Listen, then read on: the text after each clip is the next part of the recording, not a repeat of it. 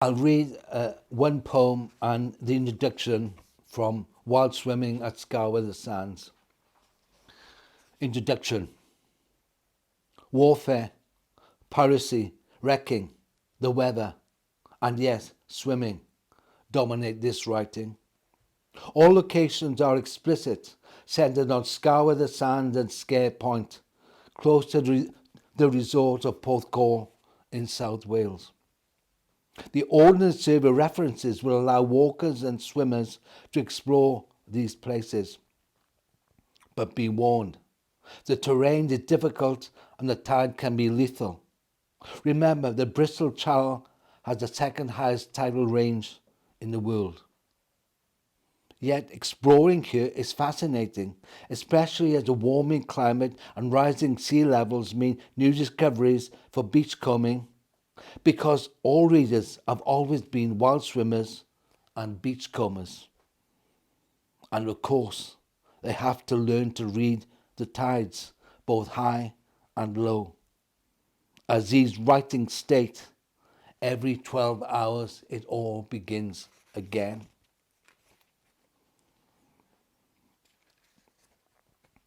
This is the second poem, Guter Hopsog, which is a tiny little cove about a quarter of a mile from this room,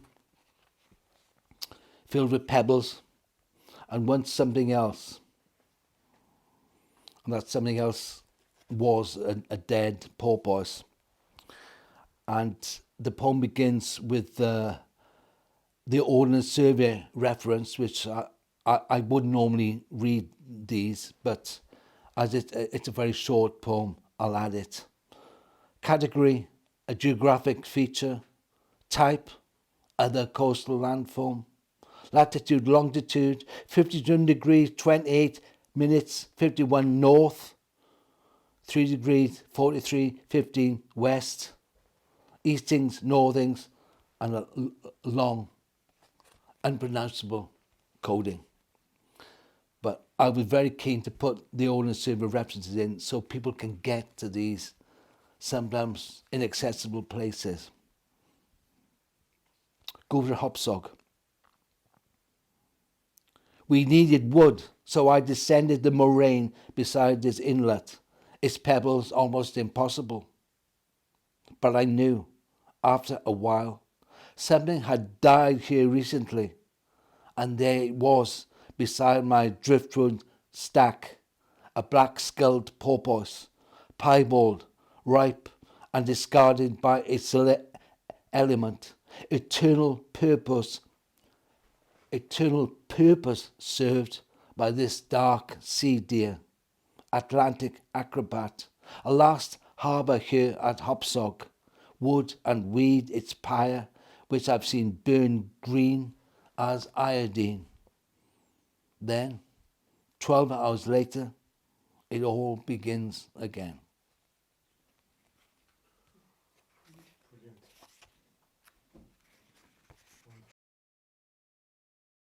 Something that I've never asked you, but I've always wondered about is, like, why do you think that you started feeling so passionately about the environment? I mean, I've never talked to you about this, and I wonder about it. I think, what was it that made you so passionate in the first place? Because you've done all this work, with sustainable Wales, trying to get us to think about the environment and to, like, really raise consciousness about climate emergency. And I wonder, where did that all start, do you think?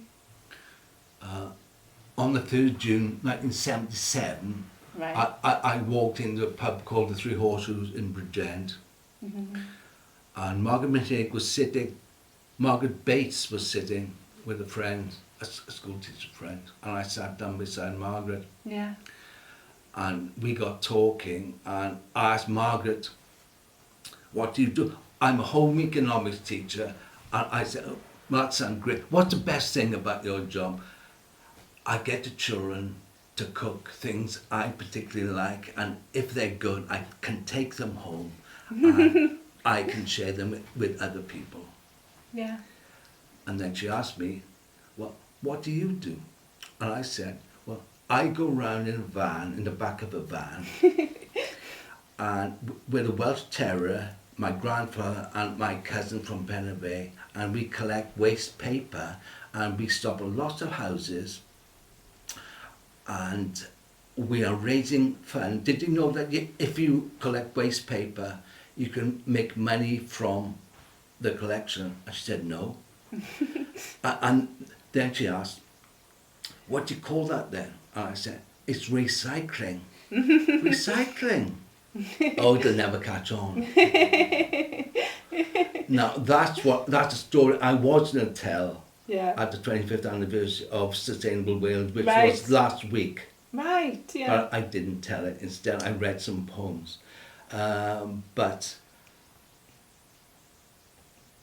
before, so I think my awareness of the environment predates Margaret's, but then it really depended on Margaret's energy to move things, to create Porthcawl Friend to the Earth, which became, it metamorphosed into Friend the Earth Cymru, and Friend the Earth Cymru metamorphosed into Sustainable Wales, and then Sustainable Wales created a shop called Sus, and that's been going on. So next year, in 2024, is the 40th anniversary of Friend the Earth Cymru, and this year it's the 25th anniversary of Sustainable Wales. They do overlap, but I think I was always passionate about it because it just seemed natural common sense. Yeah.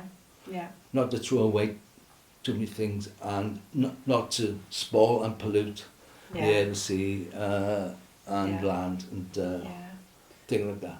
And you and Margaret set up Sustainable Wales together, of course, and she's really important to that too, isn't she? Right, it was me who gave the name to Sustainable Wales. Yes. But Margaret will say, yes, you did, but I did everything else. Yeah, right. And I always try not to, I always try to flag up Margaret because, you know, she's so important as well to the whole thing happening. Of course, my gosh, of course she is. Of course she is. She's amazing. Of course she is. Well, this is true. That I was in the Sustainable Wales office yesterday, and one of my roles there is to do the bins, and do all the recycling things, and put them in my car and bring them up here and get them recycled with our domestic waste. So all the waste that almost all the waste that we recycle comes from Sustainable Wales. It's because it's shop and an office, and there's more of it than we get domestically. But what I said to Margaret this morning was, do you know why I do that? It's because I love what I'm doing. It's based on love. Yeah. It's certainly based on love of Margaret, but because it's really important to Margaret, I do it. Yes. And those things are based on a form of love and care, and it's not just routine, because we were talking today, oh my God, the routine can wear you down a lot, really because hard. if you keep on doing it, but it hasn't worn down Margaret, and I don't think it's worn down me. I do complain sometimes, and Margaret and I have big arguments, but that's natural and probably normal, and they last for a day and then they dissipate.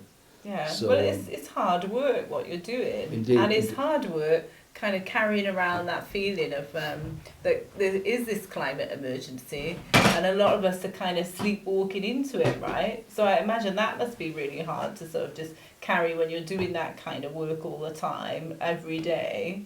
Must be tough.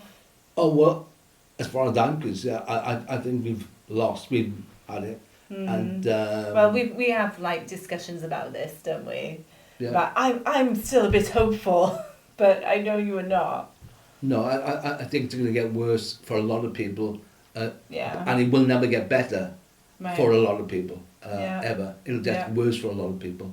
Right. And it might get worse sooner than we think. But that doesn't mean you should stop, especially as you've been doing it for a long time and you don't know what else to do, because routine's important. Yeah. You can get up for routine because you know what you're getting up for. Yes.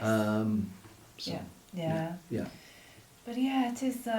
It's really amazing all the fact that you've been working on this for so long, And, you know, like in your recent projects like Gorwelian, Shared Horizons, it was a wonderful anthology of work from around the world, which I thought was so interesting. So you had a lot of writers from India. Well, I know you worked with Sampurna Chatterjee to find people who might contribute for that, and you know, all around the world who were kind of looking at the ways in which the landscape is changing, and that this is actually very disturbing, and they're quite dramatic ways for some people, and for others it's more subtle, like subtle changes in weather and atmosphere. But it was an amazing like body of work altogether. Well, when I was editing Gorwelian Shared Horizons, and Gorwelian is a Welsh word which means horizons, because I knew I'd been to India and met various Indian writers, I knew Sampurna Chatterjee. Yeah. And when we decided we needed a kind of a fair trade or an Indian link to it, choose a perfect person to ask if she'd edit the Indian section of it. Right. So she chose 4 other Indian writers Yeah. and used herself, of course. So there were 5 Indian writers. There are 2 Scottish writers, Yeah. and the remainder are Welsh.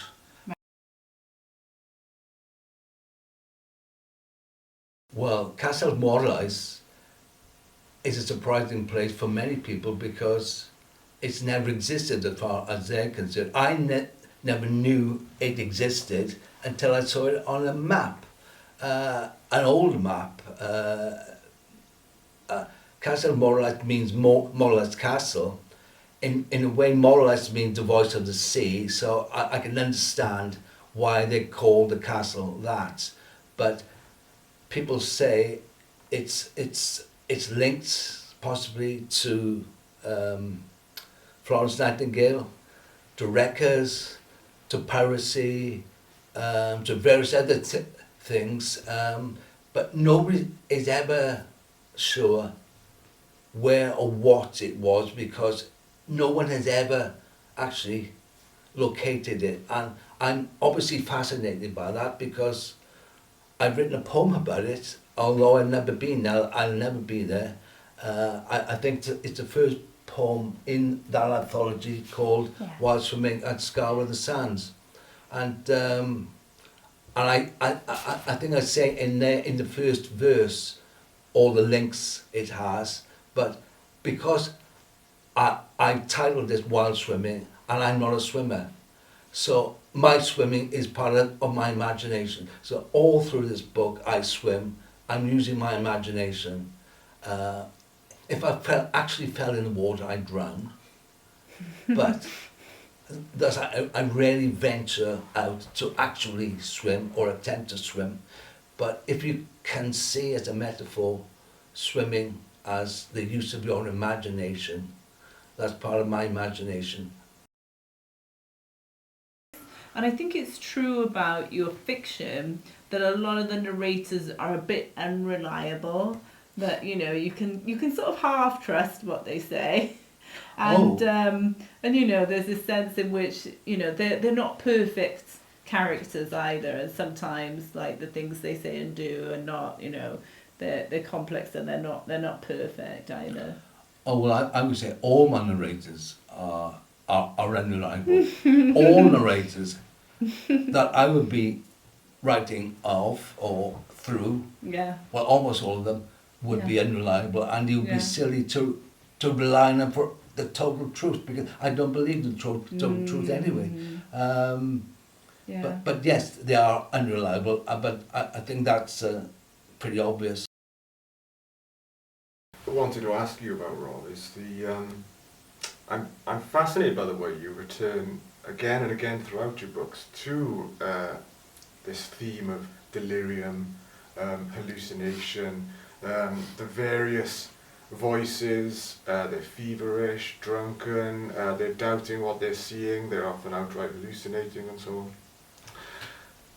I wanted to ask you first, why do you return to that theme again and again? And also, I seem to remember you writing about an episode you had as a child where you went into hospital, I think, and I think you were feverish for a period there, and something like that. But does that attract you because of that sense that no one can actually reach the truth? Yes.